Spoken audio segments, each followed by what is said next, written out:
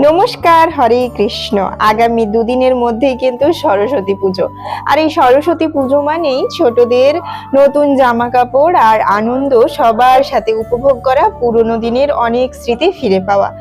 এই দিন আমরা ছোটবেলা থেকেই জেনে আসছি মায়ের কাছে বই রাখতে হয়, অর্থাৎ মায়ের পায়ের কাছে আমরা যেই বই পড়াশুনো করি সেগুলোকে রেখে আসতে হয়, এবং সেই কটা দিন বই পড়া একদম বন্ধ। আর এটা মানেই তো আমাদের কাছে খুবই মজা, বই বন্ধ মানে খুব মজার বিষয় প্রত্যেকটি ছাত্রছাত্রীর কাছে। কিন্তু এই শাস্ত্র মত কেন কেন এই 4টে দিন বই পড়া বন্ধ, আর মায়ের কাছে কেনই বা বই দিয়ে আসতে হয়?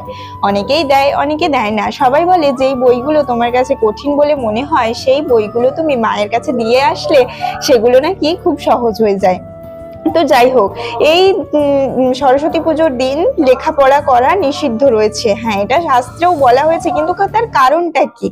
কারণ মাকে আমরা বিদ্যার স্বরূপ রূপে দেখে থাকি। তার আহ্বান এই জন্যই করা হয়, জ্ঞান বিদ্যা সমস্ত কিছুকে একসঙ্গে, তার স্বরূপকে আমরা পুজো করি। অর্থাৎ সেই দিন লেখা পড়া বা পড়ার বিষয়েও কোনো কিছুই সত্যিই করা ঠিক নয়। কারণ এই দিন আমরা আমাদের বই, আমাদের পেন কলম খাতা সমস্ত কিছুকে বিদ্যার দেবী অর্থাৎ সরস্বতী রূপে পুজো করি। এবং সেই দিন পুজো, যেহেতু আমরা সবাই জানি যে একটা ঘট থাকে, তার সুতো থাকে, সেই সুতো যতক্ষণ না কাটা হয় তার মধ্যে আমরা আমাদের মা বা আমার যেই ঠাকুরের পুজো হয়, যেই দেবদেবীর পুজো হয় তার বসবাস থাকে, সেই মূর্তির মধ্যে আমরা তাকে আহ্বান করি। অর্থাৎ সে কিন্তু তখনও তার মধ্যে বিরাজমান থাকে, এবং যতক্ষণ সে বিরাজ করে ততক্ষণ কিন্তু আমরা তাতে হাত দিই না, অনেক নিয়ম কানুন মানি।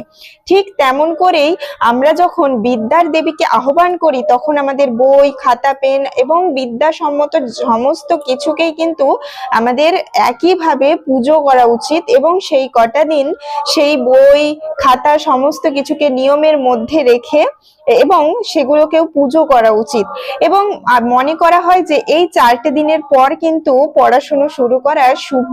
এবং এই দিনগুলোতে হাতে খড়ি দেওয়া, অর্থাৎ পুজোর দিনে হাতে খড়ি দিতে হয় বাচ্চাদের, এটা খুব শুভ কাজ। কারণ মা যেহেতু বিদ্যার দেবী, সেখান থেকে বিদ্যা জ্ঞান এই সমস্ত কিছু যদি শুরু করা হয়, তার সামনে যদি বাচ্চার হাতে খড়ি দেওয়া হয় সেটা খুবই শুভ, এবং মাকে সাক্ষী রেখে এই শিক্ষা সংস্কারের পথে এগিয়ে যাওয়া এটা এক শুভ দিক।